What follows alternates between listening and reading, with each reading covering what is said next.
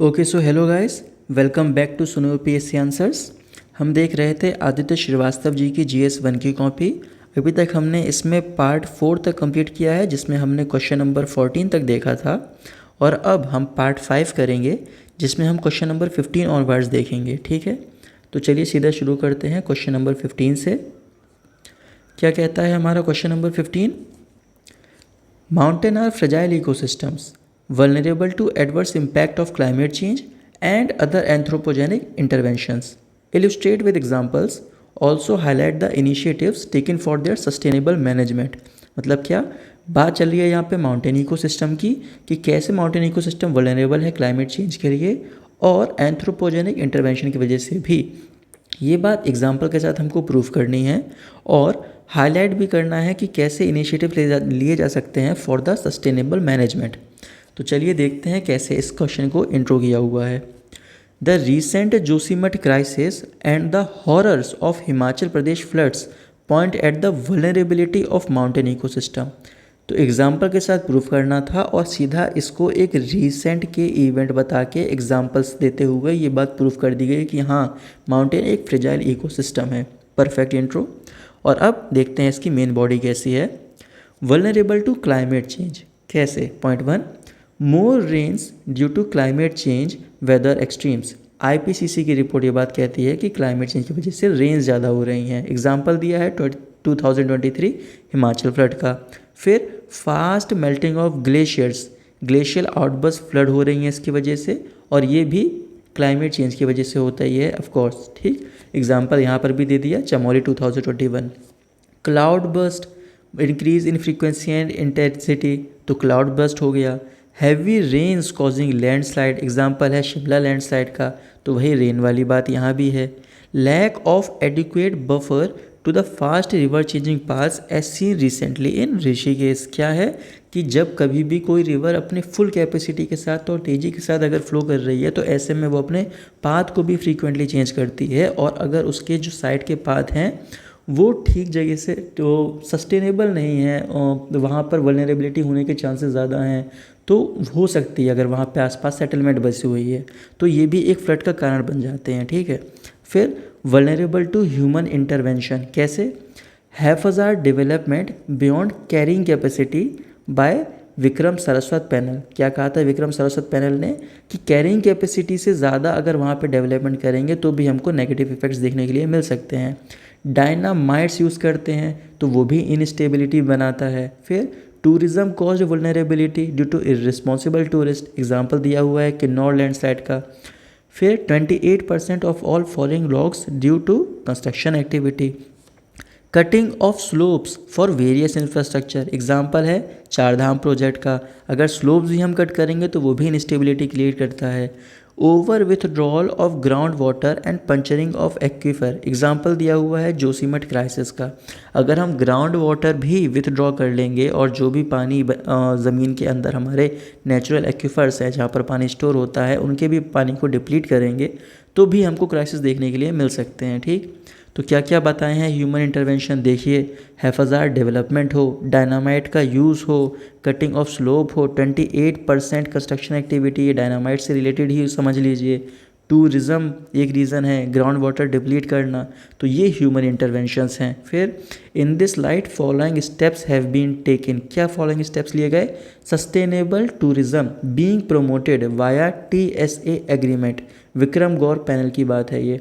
तो क्या है कि TSA असेसमेंट मतलब क्या है? Tourism satellite account assessment. इसमें होता क्या है कि मेज़र करते हैं वहाँ के इकोनॉमिक, इन्वायरमेंट या फिर सोशल इम्पैक्ट्स को और मिनिमाइज़ करने की कोशिश करते हैं कि कैसे कम किया जाए नेगेटिव इफेक्ट्स जो भी हमको वहाँ पे देखने पड़ रहे हैं फ्रेजाइल ह्यूमन हिमालयन इकोसिस्टम में। तो मिनिमाइज़ करने के लिए उन इफेक्ट को, ये है TSA असेसमेंट। तो sustainable tourism be promoted via TSA assessment. आगे अगला, planned development for tourism, example दिया हुआ है cab tourist, number of Amarnath Yatra, तो टूरिज़्म को भी कम कर सकते हैं। फिर use of Jio textiles like in Himachal for slope stability, तो जियो टेक्सटाइल क्या होता है? ये एक नेचुरल या फिर कहें कि एक सिंथेटिक फाइबर भी हो सकते हैं जो परमिएबल फाइबर्स होते हैं, और इसको अगर हम किसी भी स्लोप वाले एंगल में बिछाएं तो क्या है कि ये स्लोप स्टेबिलिटी को बढ़ाते हैं। कैसे? ये परमिएबल है, जैसे कभी बताया, तो अगर कभी पानी भी गिर रहा है तो पानी इनके अंदर चला जाता है, लेकिन जो सॉइल पार्टिकल्स हैं वो बाहर नहीं आएंगे। और इस तरह की जो चीज़ें होती हैं इसकी वजह से ये बचाता है वहाँ के स्लोप को। अगर इरोजन भी हो सकता है वहाँ पे और स्लोप वाले एरिया में, तो उस इरोजन को भी कंट्रोल करेंगे ये टेक्सटाइल्स। तो इस तरह से वीक सॉइल एरिया को ये स्ट्रॉन्ग बनाने का काम करते हैं। तो ये काम है जियो टेक्सटाइल का। ठीक, फिर अगला है sustainable development via limited impact regime. तो लिमिटेड इम्पैक्ट रिजिम की बात की गई। क्या मतलब है यहाँ पे कि फोकस करें अगर हम लोग इन्वायरमेंटल कंजर्वेशन पे, रिस्पॉन्सिबल रिसोर्स यूज़ पे, और इन्वेस्ट करें रिन्यूएबल एनर्जी और सस्टेनेबल इंफ्रास्ट्रक्चर पे। तो ये चीज़ें आती हैं लिमिटेड इम्पैक्ट रिजिम के अंदर। एग्जाम्पल दे दिया गया है 5.5 मीटर चारधाम रोड का। तो क्या था ये कि उस टाइम पे पहले ये कहा जा रहा था कि इस रोड को चौड़ा किया जा सकता है 7.5 मीटर तक, लेकिन फिर सुप्रीम कोर्ट का ऑर्डर आया है कि नहीं, इसको 5.5 तक रखेंगे। रीज़न क्या था? वही लिमिटेड इम्पैक्ट रीजन। मतलब क्या है? इन्वायरमेंट का ध्यान रखना। अगर 5.5 मीटर की रोड है तो फिर ये जो हम लोगों को डिज़ास्टर्स देखने के लिए मिलेंगे उसके खिलाफ काफ़ी अच्छे से काम करेगी। ये लेस डिज़ास्टर प्रोन होगी। और चौड़ी रोड में डिज़ास्टर्स होने के हज़ार्ड्स होने के चांसेस ज़्यादा हैं, स्लोप फेलियर्स के चांसेस ज़्यादा बन जाते हैं। तो इसलिए 5.5 मीटर चारधाम रोड। फिर आगे क्या है? However we need more. क्या चाहिए अभी भी? Stop the overcrowding of mountains. Mountain की ओवर क्राउडिंग को स्टॉप किया जाए। टूरिस्ट टैक्स का एक तरीका हो सकता है इसका। Have a cap on vehicles that could be taken. Promote public transport. तो पब्लिक ट्रांसपोर्ट हो, जो प्राइवेट व्हीकल्स हैं उसको रोका जा सके तो रोका जाए। फिर uphold the principle of precautions in conserving biodiversity for homeostasis and stability. तो होम्योस्टेसिस मतलब कोई भी अगर नेचुरल इम्बैलेंसेस अपने आप होता है किसी भी सिस्टम में तो उसको अपने आप नेचर ही ठीक कर लेता है, ये होता है होम्योस्टेसिस। तो वही बात की गई है कि कंजर्विंग बायोडाइवर्सिटी फॉर होम्योस्टेसिस, अपने आप वहाँ का जो इकोसिस्टम है वो मेंटेन रहे, इसके लिए भी हमको प्रिकॉशंस लेना है और कंजर्व करना है बायोडाइवर्सिटी को। ये स्टेबिलिटी का काम करेगा। ठीक, फिर वही कहा है कि yet national security takes precedence to check Chinese inroads. तो ये बात वहाँ ऊपर से लिंक की गई है कि नेशनल सिक्योरिटी के लिए चाइनीज़ इनरोड्स का भी देखा जाएगा। चलिए ठीक है, ये पॉइंट डाल दिया। फिर this would ensure sustainable Himalayas for resilient India. तो ये सस्टेनेबल हिमालयाज़ को भी बनाएगा फॉर रेजिलियंट इंडिया। ये एक ऐसी लाइन नॉर्मल से लिख के इसको कंक्लूड किया गया है। कंक्लूजन की कोई अच्छी लाइन है एक्चुअली में ये है भी नहीं। ठीक है, पर चलिए ओवरऑल फिर भी एक स्ट्रक्चर पे एक बार इसके नज़र डालते हैं। तो क्या किया था इन्होंने? एक रीसेंट का एग्जांपल देते हुए इंट्रो डाला था, जोशीमठ और हिमाचल फ्लड। फिर कैसे क्लाइमेट चेंज के लिए है, क्लाइमेट चेंज रिस्पॉन्सिबल है, तो रेन बताया, ग्लेशियर्स बताए, क्लाउड बस्ट बताया, हैवी रेन बताया, lack of adequate buffer for river changing बताया। ह्यूमन इंटरवेंशन क्या हो सकते हैं? हैफाजार्ड डेवलपमेंट बताया, डायनामाइट बताया। डायनामाइट है तो 28% कंस्ट्रक्शन एक्टिविटी की वजह से ही रॉक्स फॉल करते हैं। टूरिज़्म है, ग्राउंड वाटर भी निकालना, ये भी क्राइसिस को पैदा करता है। फिर आगे क्या बताया कि क्या स्टेप्स लिए जा सकते हैं? सस्टेनेबल टूरिज़्म बताया, use of geotextile, plant development, sustainable development. However we need more. क्या चाहिए अभी भी? ओवर क्राउडिंग ऑफ माउंटेन रोका जा सके, व्हीकल्स कैप किए जा सके, प्रिंसिपल्स ऑफ प्रिकॉशन कंजर्वेशन के लिए, और फिर इसको कंक्लूड कर दिया गया। ठीक, तो इसमें हमने स्ट्रक्चर देखा कैसे किया है। अब चलिए अगला क्वेश्चन देखते हैं। Question number 16, discuss the reason behind unsustainable management of sand resources in India, highlights its impact, enumerate the remedial measure taken in this context. तो क्या है? अनसस्टेनेबल मैनेजमेंट होता है सैंड रिसोर्स का, क्या रीज़न है उसके पीछे और कैसे इसकी रेमेडी की जा सकती है, इस बारे में बात करनी है। तो चलिए देखते हैं कैसे इंट्रो किया है। इंट्रो किया है सैंड के साथ ही कि sand is a minor mineral under the MMDR act, mines and minerals development and regulation act of India, and comes under the control of state government. ठीक है, तो MMDR एक्ट के अंदर सैंड एक माइनर मिनरल है और ये state government के अंदर आता है। इस तरह से इसको इंट्रो किया गया। फिर बताया है कि reason for unsustainable use and management of sand क्या हो सकता है। देखिए इस मैप में एक बार नज़र डाल लीजिए, अनसस्टेनेबल सैंड कहाँ कहाँ है, 1 2 3 4, इन 4 एरियाज़ को दिखा दिया गया। मतलब क्या है यहाँ पे अनसस्टेनेबल सैंड से कि सैंड एक रिसोर्स है और वो जिस रेट से डिप्लीट हो रहा है आज के टाइम पे, क्योंकि लोग बहुत ज़्यादा उसको निकालते हैं, तो वो उतनी तेज़ी से उसको नेचुरली रिप्लेनिश नहीं कर सकता। तो वो जो भी बात हुई थी होम्योस्टेसिस स्टेबिलिटी की, कि कोई भी चीज़ अगर हार्म हो रहा है तो वापस से नेचुरली ही उसको नेचर ठीक कर लेता है। तो अनसस्टेनेबल इसलिए है क्योंकि जिस रेट से सैंड निकाला जा रहा है उस रेट से सैंड इसको वापस से भर नहीं पा रहा, तो इसलिए कहा गया है अनसस्टेनेबल सैंड। ठीक है, तो फिर क्या है, चलिए अब यहाँ पे देखते हैं अनसस्टेनेबल यूज़ कैसा है। Mafia raj as seen with death of Haryana DSP recently. Of course sand की बात जब भी आएगी तो माफिया राज होगा। Lack of adequate monitoring of all river beds की एडुकेट मॉनिटरिंग नहीं हो रही है कि वहाँ पे कितनी सैंड है कितनी नहीं है। Corruption and nexus with the officials, तो माफिया राज में यहाँ पे ऑफिशियल्स भी मिले हुए हैं। Huge demand for increasing infrastructure construction, demand इतनी ज़्यादा है कि बहुत ज़्यादा उसको निकाला जाता है। फिर foreign demand from countries like Singapore, mafia in Bengal, फिर से वही बात की फॉरेन डिमांड भी है, माफिया है बंगाल में। Dispersed sources of sand not possible to track all, इतना ज़्यादा सोर्सेज डिस्पर्स्ड है कि वो ट्रैक नहीं हो पाते। This has had various impacts, क्या इम्पैक्ट है इसकी वजह से, देखिए लॉस ऑफ बायोडाइवर्सिटी, एग्जाम्पल दिया घड़ियाल एक्स आर प्लंडर्ड, बायोडाइवर्सिटी का लॉस होना। क्रिमिनलाइजेशन ऑफ सोसाइटी है क्योंकि माफिया की बात हुई। लॉस ऑफ रिसोर्सेज तो है ही है क्योंकि जब आप सैंड इलीगली माइन करते हैं तो टैक्स इवेजन होता है। Disturbs the river ecosystem, remove homeostasis ability, अभी बात की है मैंने होम्योस्टेसिस एबिलिटी की कि जिस रेट से निकाला जाता है उस रेट से वो रिप्लेस होता नहीं है। फिर और क्या कह रहे हैं आगे, एक मिनट, हाँ, क्रिमिनलाइजेशन सोसाइटी, होम्योस्टेसिस एबिलिटी। फिर causes salinisation as by coastal sand extraction, तो सेलिनाइजेशन भी हो रहा है। देखिए सेलिनाइजेशन कैसे हो सकता है सैंड एक्सट्रैक्शन से, तो इसको समझते हैं। अगर ये एक हमारा पानी है, ओशियन है, और यहाँ पे अगर नीचे सैंड है और अगर यहाँ से हम सैंड ज़्यादा निकालते हैं तो ये रिवर बेड ज़्यादा नीचे चला जाता है।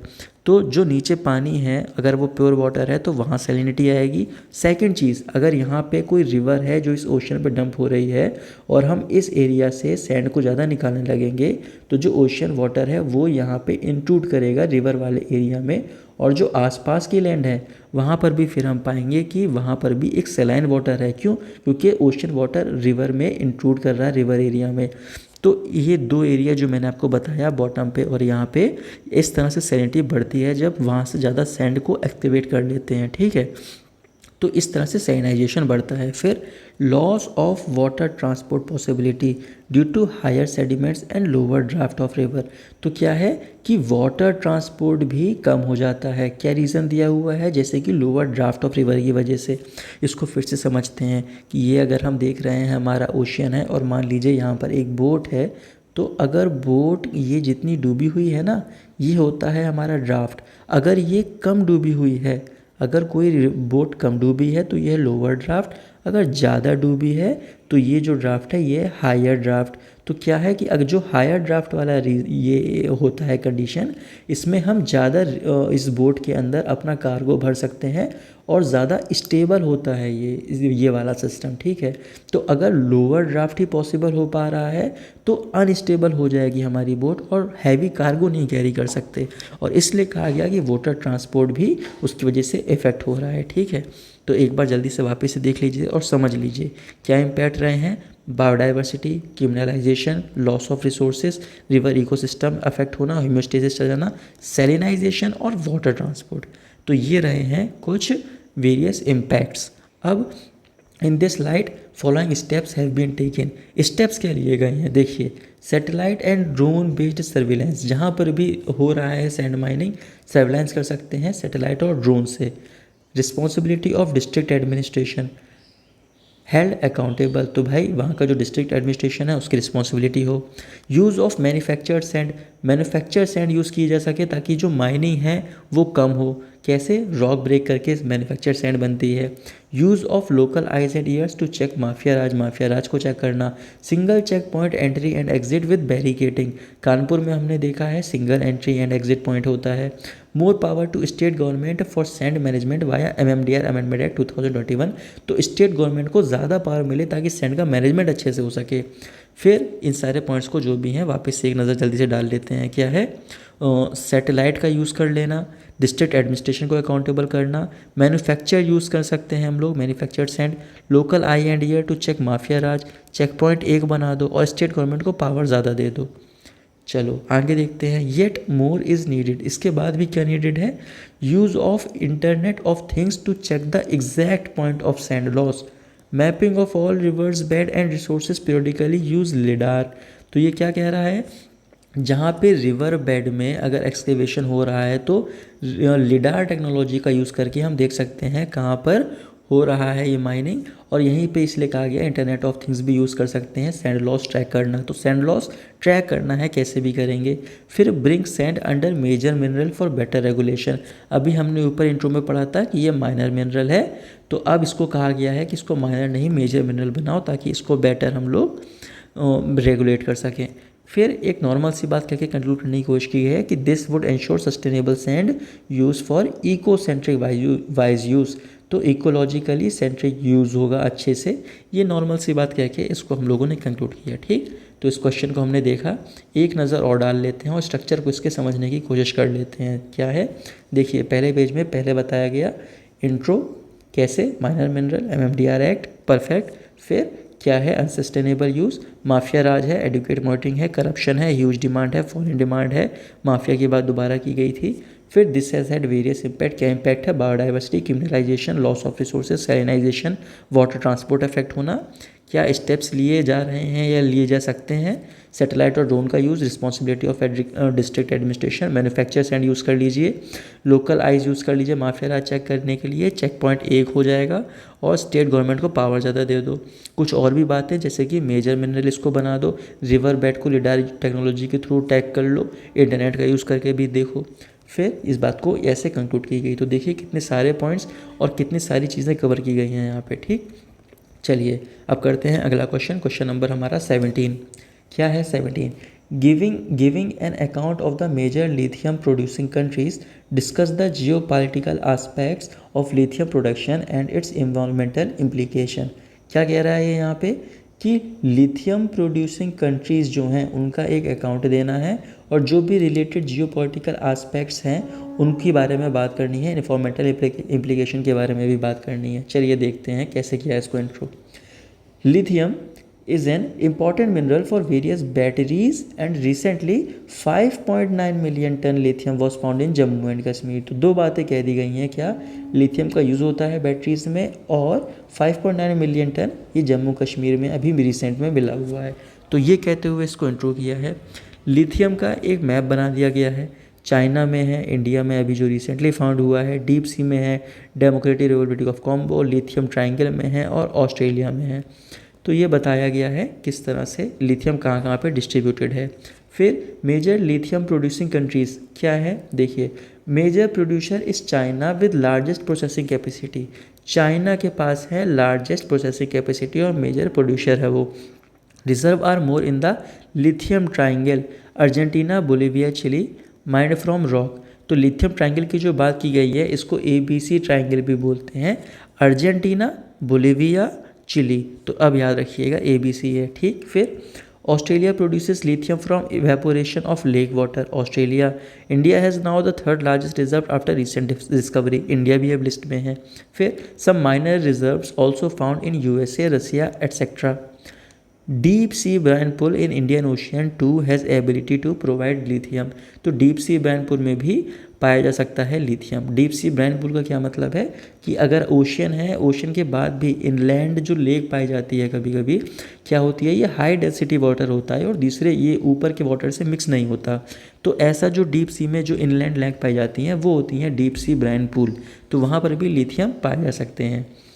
फिर lithium production has various geopolitical aspects, क्या आस्पेक्ट्स हैं देखिए, concentration of power in few hands, iniquity in resources. तो अगर रिसोर्स ये हमारा लिथियम रिसोर्स कहीं कहीं पर ही सिर्फ कंसंट्रेटेड है तो इनइक्विटी है और वो पावर को कंसंट्रेट करता है। Weaponisation of resources as seen with China Japan 2010 over rare earth, China और जापान के बीच 2010 में सेंकाकू आइलैंड को लेकर कुछ विवाद हुआ था। तो उसके बाद चाइना ने अपने उस रिसोर्सेज को अपने पास रख के वेपनाइज करने की कोशिश की थी ताकि जापान से वो फेवर ले सकें जो वो चाहते हैं। ठीक है, फिर partnership by countries forced example दिया हुआ है मिनरल सिक्योरिटी पार्टनरशिप। तो पार्टनरशिप भी फोर्स की जा सकती है क्योंकि एक नेशन ज़्यादा पावरफुल है क्योंकि वो ज़्यादा मिनरल्स अपने पास रखता है। फिर agenda of politicisation and human misery, example दिया हुआ है Congo cobalt mines in human condition. तो ये भी देखिए कि एक ह्यूमन मिजरी का भी रीज़न ये बन जाता है, जैसे कि माइंस में इन ह्यूमन कंडीशन का होना। फिर cobalt needed to complement lithium in anode of battery, तो कोबाल्ट की भी ज़रूरत होती है, ये बताया गया है यहाँ पे। लिथियम ये LiCOO6 यहाँ पे कोबाल्ट यूज़ होता है एनोड के साथ में, ठीक है।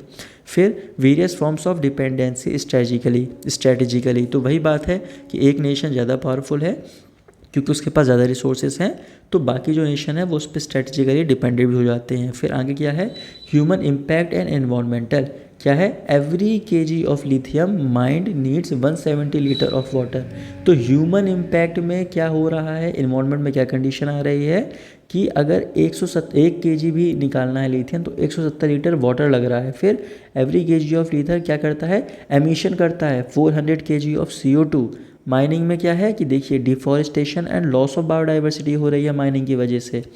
फिर डिस्प्लेसमेंट ऑफ पीपल हो रहा है, ऑफ कोर्स जब डिफॉरेस्टेशन बायोडाइवर्सिटी हो रही है तो उससे क्या होता है, सोशो कल्चरल इम्पैक्ट भी हो रहा है। Loss of local ability of homeostasis, lose climatic resilience, ठीक है। तो क्या है, लोकल जो एबिलिटी है होम्योस्टेसिस की, जिसके बारे में अभी कहा कि नेचुरली अगर कोई भी चीज़ किसी एरिया से लॉस हो रही है तो नेचर ही उसको वापस से रिप्लेनिश भी करता है, लेकिन इतनी ज़्यादा तेज़ी से इसको इस वक्त एक्सट्रैक्ट किया जा रहा है लिथियम को कि वो होम्योस्टेसिस एबिलिटी भी जा रही है। फिर ability to regenerate lost caught in feedback loop extensions, क्या है कि रीजनरेट, वही बात है होम्योस्टेसिस जो भी हमने पढ़ा, तो जो एबिलिटी टू रीजनरेट लॉस है वो भी नहीं हो पा रही है। फिर need here is to use, क्या नीड है अभी, रीन्यूएबल एनर्जी फॉर माइनिंग, अगर हम रीन्यूएबल एनर्जी कोई बना लें माइनिंग के लिए। फिर कार्बन कैप्चर एंड यूटिलाइजेशन, तो कार्बन कैप्चर अगर कर सकें, जैसे कि बताया कि 400 kg ऑफ CO2 एमिशन हो रहा है। वाटर ट्रीटमेंट एंड रीयूज़ कर सकें क्योंकि अभी बताया कि 170 लीटर ऑफ वाटर यूज़ हो रहा है। और फिर यहाँ पे कंक्लूड की गई कि this would ensure environmental security while uphold the article 48 of constitution. क्या है 48A, ये बात करता है इन्वायरमेंट की, to protect and improve environment. तो ये नॉर्मल सी बात क्या है कि जिसमें एक आर्टिकल 48A बस डाल दिया है और इस तरह से इसको कंक्लूड किया गया है, ठीक है। तो जो पॉइंट्स हैं इसको अगर हम लोग देखें तो बहुत बढ़िया पॉइंट्स रहे हैं ये वाले, एग्जैक्ट डाटा मिल गया है 170 लीटर 400 kg ऑफ CO2, ठीक है। तो ऐसा करते हैं, जल्दी से इसके एक बार स्ट्रक्चर पे नज़र डाल लेते हैं और देखते हैं कैसे इसको आंसर किया गया था, और इसको समझने की कोशिश अच्छे से करेंगे। कि लिथियम की बात थी तो लिथियम को इंट्रो कैसे किया हुआ है कि कहाँ वो काम आता है और रीसेंट डिस्कवरी बताई, एक मैप दे दिया, प्रोड्यूसिंग कंट्री कौन कौन सी हैं, China, ABC triangle, Australia, India, minor कौन कौन सी हैं, और डीप सी ब्रांड पूल भी एक जगह है। फिर lithium production has various geopolitical aspects, क्या कि कंसंट्रेशन ऑफ पावर है, resources weaponisation of resources possible हो जाता है, पार्टनरशिप फोर्स किया जा सकता है, ह्यूमन मिजरी की बात की गई, एजेंडा ऑफ पॉलिटिसाइजेशन हो जाता है, various forms of dependency strategically है, और फिर ह्यूमन इम्पैक्ट क्या क्या है, 170 लीटर वाटर लग जाता है to get 1 kg of lithium, 400 kg ऑफ CO2 का एमिशन होता है, माइनिंग की वजह से डिफॉरेस्टेशन और बायोडाइवर्सिटी है, इसकी वजह से क्या होता है, displacement of people and socio cultural impact, loss of local ability of homeostasis है, फिर ability to regenerate lost, same point. फिर नीड हियर क्या है यहाँ पे, रिन्यूएबल एनर्जी होना माइनिंग के लिए, कार्बन कैप्चर कर लीजिए और वाटर ट्रीटमेंट कर लीजिए जो लॉस हो रहा है, और 48A कह के कंक्लूड किया गया है। तो इस तरह से इस आंसर को कंप्लीट किया है इन्होंने, ठीक है। तो चलिए आज हमने तीनों आंसर्स को फिर से देख लिया है और कल हम फिर से मिलेंगे अपने पार्ट 6 के साथ, वो लास्ट पार्ट होगा। अगर आपको ये सेशन किसी भी तरीके से यूज़फुल रहा है तो प्लीज़ चैनल को सब्सक्राइब करिएगा और अपने दोस्तों के साथ शेयर भी करिएगा। Thank you.